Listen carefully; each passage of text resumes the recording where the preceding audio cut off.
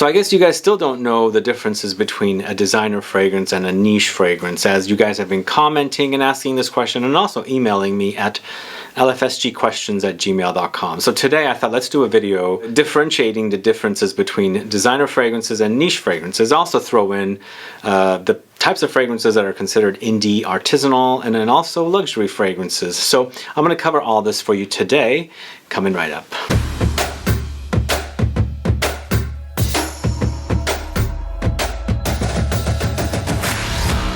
Thanks so much for tuning in. This is Sebastian with Smelling Great Fragrance Reviews. That's right, today we're going to talk about designer fragrances versus niche fragrances, but we're not going to compete with one another. We're just going to find out what they are and how different they are, plus also cover indie and artisanal fragrances, and then also touch on luxury fragrances. And I also want to let you know about distributors and also the conglomerates that own some of the designers and even the niche houses. But before we do all of that, if this is your first time tuning into the channel and still haven't subscribed to the channel, please click the subscribe button below and also click the bell so you'll be notified for future videos and giveaways. So if you have any questions or topics you want me to cover or do videos about, you can send those questions to lfsgquestions@gmail.com, and I go through the questions. I receive a ton of them, a lot of questions, so I can't reply to every single one of you, but I look at topics that you guys are interested in doing videos about or hearing from me in videos, and if I receive many of them, then I definitely create a video, such as this one, where I have received multiple questions as comments and also as emails asking me to do a video to explain, as some of you still don't know. Well, what is the difference? Designer fragrances typically are designers, which means it could be a fashion brand, Chanel, Dior, Mugler, Tom Ford, Gucci, could be a jewelry brand, Cartier, could be Van Cleef and Arpels. It could be a car brand such as Bentley, Mercedes. There are other car brands out there that make fragrances. Ferrari does. And then also like plateware and crystals like Lalique. I speak a lot about Lalique.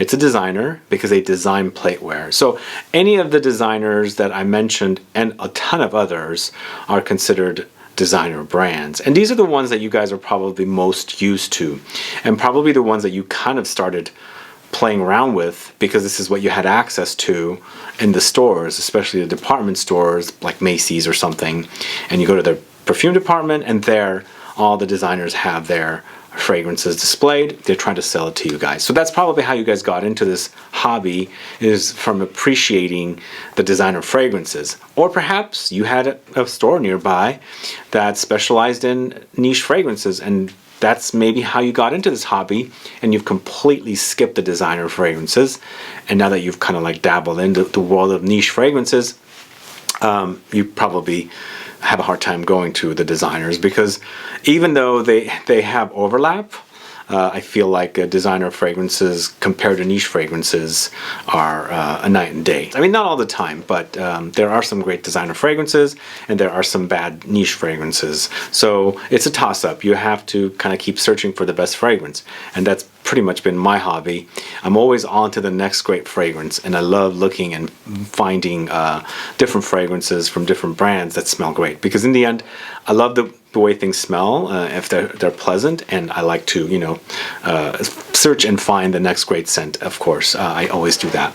Now the designers also have their niche style of collections, and those are typically found in their private blend collections or privé collections or exclusive collections, and usually all of these designers have them. They do have them, and because they've noticed that niche brands are taking over or kind of like popping up a lot, and we have, as consumers, have an appetite for better fragrances, more quality fragrances, more unique fragrances, more long-lasting fragrances. So they've given us their own exclusive collections of fragrances that are pricier and also smell sort of unique. Definitely more unique than what they released in their signature lines, the ones that you can find at most department stores. So it's, in the end, their niche stylings or inspired by niche fragrances, or, you know, kind of like different. You know, they're not typical of what you would experience. Not fragrances that have been mass researched or focus grouped that, you know, go to whatever's the trend lately, because that's what usually the designers do in their signature lineups. They do lots of focus groups and all that good stuff, and then they create a fragrance that actually will appeal to the masses. So the masses would appreciate it, but us who are really into the art of perfumery will kind of like look past those and go to something a little more unique. And you know, me personally, I love the collections that the designers have, the more exclusive collections, because they are definitely more unique. They are more interesting. Some of them do last longer, and I do like these because in the end, when you've done this hobby for so long, whatever the fragrances that are released in signature lineups of the brands, they just don't come close to what my nose is used to lately. So in the end, a lot of the fragrances, especially for men, although now I'm experiencing it for women as well, they all are smelling the same over and over again. You go from one to the other, slight bit of change, but it kind of ends up smelling the same. Another designer, it smells like every other designer, but it has its own unique twist. Some are even really close, and I've seen it happen over and over again. A perfumer creates a fragrance for one designer, then goes and creates another fragrance that smells almost identical to the fragrance he created for that last designer, and so on and so on. How many times can one perfumer create the same fragrance for 3 different brands or 4 different brands? That really sucks. Now, not all of them are coming out at the same time, but when you've been doing this hobby for the longest time, you go, I sampled this 4 years ago and now it's come out as a new fragrance in this bottle. What the heck? That happens periodically.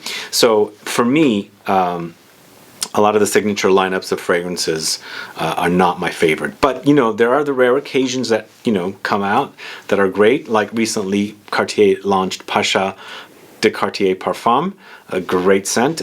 Tom Ford launched its Beau de Jour, a great scent. So there are the rare occasions that the fragrances are great and you're going to really enjoy them. And they're going to stand out. They're going to be unique. But a lot of them tend to kind of smell very, very similar, which is disappointing. And that's why I look further into the designers, niche collections of the exclusives and privés and all that good stuff. So those are all under the designers still. But these designers are owned by conglomerates. So I'm going to talk to you about conglomerates, such as when I mentioned Tom Ford falls under Estee Lauder, which also owns niche houses and also other designers. So in the end, they're releasing not only niche, they're also releasing designer fragrances. So for example, Estee Lauder owns Jo Malone, and they've been with Jo Malone has been with Estee Lauder since the early 2000s or the late 90s. So they've been around with them for a long time. And I think what happened was when they bought Jo Malone from Jo Malone, the woman who started the brand, they told her you can't sell any fragrances in the States. I think that's what happened. I'm not really 100% sure because she has her own brand now in the UK called Jo Loves. And also, lately I've been searching for the Zara creations Jo Malone did. Now, Jo Malone did fragrances for Zara, very inexpensive, that I've been trying to get, but I think they're not allowed to sell here. That's why I haven't seen them pop up here in the States yet. If you guys have them and bought them here in the States, let me know, because I have not seen it on the Zara website. But the last time I checked has been a good 3 to 4 weeks, so I haven't checked recently. Maybe they are here. But Jo Loves is a brand that Jo Malone created, and when Estee Lauder bought Jo Malone, the brand from Jo Malone, I think that was part of their contract that she wasn't allowed to sell any additional fragrances outside of the UK. So Jo Loves is in only the UK. I've never seen it anywhere else, and I've never sampled any of the fragrances. So that's the kind of stuff that happens with the conglomerates. Estee Lauder, there's Louis Vuitton, which is LVMH, Louis Vuitton, Moet and Hennessy. There's PUIG, PUIG, there's COTY, there's L'Oreal. Those are some of the bigger conglomerates that not only own designer houses, but they also own niche houses. For example, L'Oreal bought out Atelier Cologne like 2-3 years ago. So they not only distribute fragrances for YSL, Armani, Ralph Lauren, but they also have niche houses. I think what they're finding out is there is an appetite for unique fragrances, and they want to take up and suck up the niche houses so they can have a big representation of brands under their wing that they distribute and, that they can make money off of. Recently, they acquired from Clarins, was another distributor who not only had their own brand Clarins, but also distributed Azzaro and Mugler, and I think that's now moved over to L'Oreal finally. That's happened. So these are the conglomerates that own these brands, and so they fall under. So we've covered the designer brands. That's what the designer brands are. Now, what's the difference between niche houses? So niche houses are basically houses or perfume brands that do not have clothing, that do not have, cars. They do not have. I mean, they have cars, but they're not marketing cars. They're not marketing jewelry. They're not marketing plateware or crystals and nothing like that. All they do is fragrances. Now, they might do candles because it's kind of in the same ballpark. Like we spoke about Tiziana Terenzi yesterday. If you haven't caught that video, we focused on 4 fragrances from them. We are doing a full bottle giveaway. Catch that video. But in that video, we also spoke about Tiziana Terenzi's candles. So they might do candles, but that's basically it. Pretty much candles. They might do soap.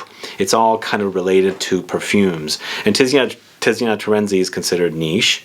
I'm going to get to the niche thing because it's been overdone now. I think, is there really a niche anymore?